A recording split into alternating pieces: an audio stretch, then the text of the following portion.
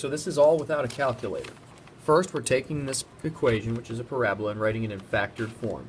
So we got to figure out numbers that multiply to -5 and add to -4. I did the side work in my head, and I got x minus 5 and x plus 1. So here's the factored form. Because this is the factored form, the x-intercepts, if you put y equals 0, are going to be 5 and -1.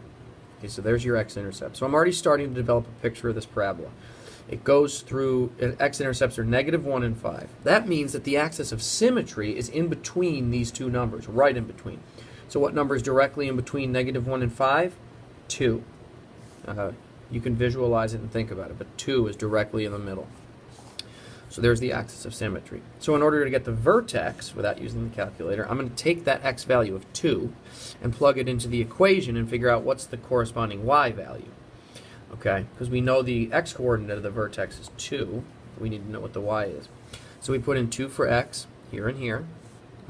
This becomes 4 minus 8 minus 5. 4 minus 8 is -4, minus 5 is -9. So the vertex is 2 comma -9. And then I just use this information. The x-intercepts were -1 and 5. The vertex is 2, -9. I plotted 2, -9, -1 and 5, and just kind of sketched the graph using that information. Okay, over here, the rest are the exact same thing. B, I just factored it. When I got x plus 7 times x plus 5. They multiply to 35 and add to +12. So those are the x-intercepts. Oh, I'm sorry. -5 and -7. Oh, that's going to make the rest of this wrong. So the axis of symmetry is actually -6. Let's fix as we go. So that means that instead of 6 going in there, we should put -6. And here we have -6. So this becomes still 36. This becomes -72. Oh, this is going to change it a lot. -72. So we have 36 minus 72 is -36 plus 35, -1. Okay. So there's -1. So the vertex is not 6 comma 143. The vertex is 6 comma -1. Okay, and let's replan this graph a little bit here. Okay. 6 comma -1.